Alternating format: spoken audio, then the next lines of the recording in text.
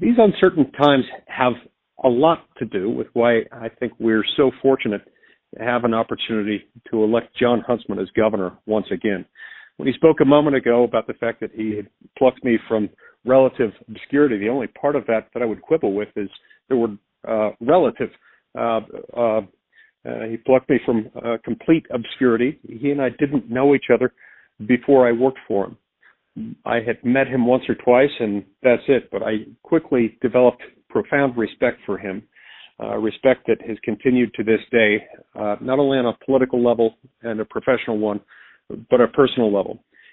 Jon Huntsman is someone I trust implicitly, and he's someone who the people of Utah have benefited from to a very significant degree.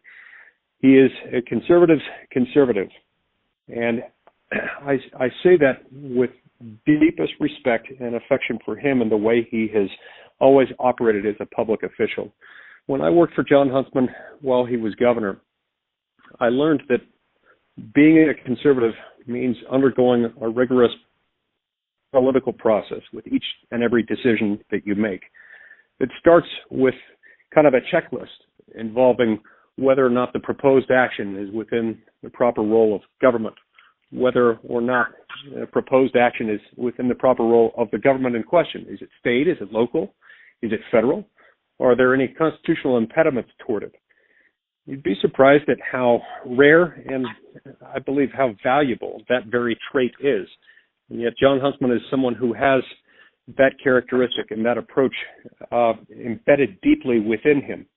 And that's why I have such profound respect for him. To this day, the way I run my office, the way I decide whether to vote, is deeply influenced by the fact that I cut my political teeth as a member of Jon Huntsman's staff the last time he was governor.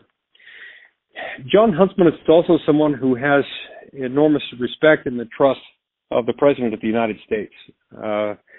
President Trump likes and respects Jon Huntsman, not just because he's now been an ambassador from the United States to 3 different countries, and not just because he served as deputy U.S. trade representative, and also because in those roles and as serving as Utah's governor and filling 2 particularly difficult ambassadorial roles, one in China and one in Russia, he's someone who has learned how to reach out to people with very different backgrounds, with very different worldviews, to solve really complex problems and do so in a way that allows all involved to leave the situation feeling like they've been treated fairly and treated well.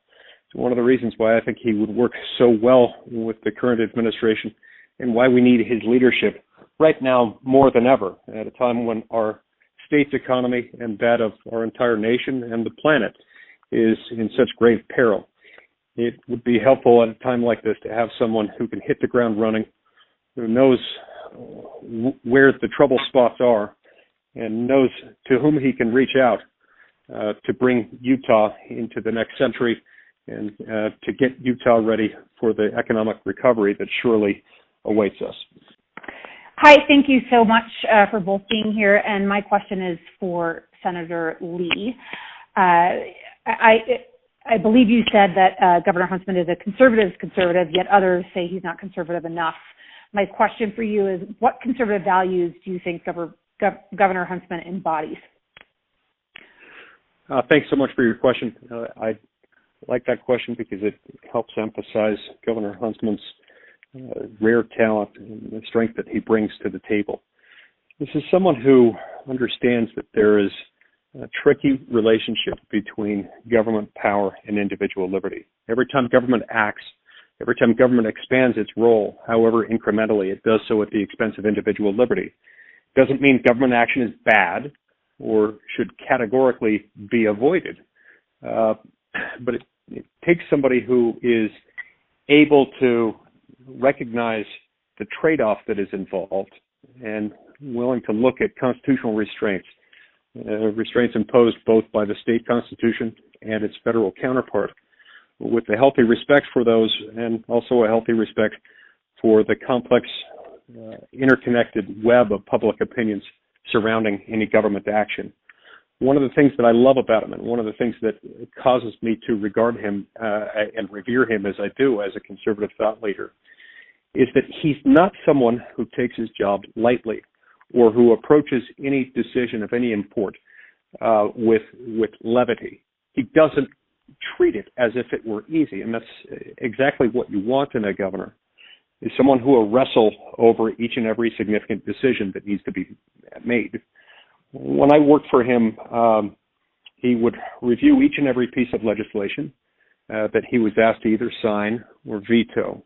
He would discuss each and every nomination, each and every policy coming out of his administration to make sure that it wasn't running afoul of any of these problems. Even though that should be the norm in government and politics, it's sadly quite rare. This is an individual who has it in great abundance. That is exactly why he's such a good conservative and why we need to re-elect him as our governor. I'm Jon Huntsman, and I approve this message.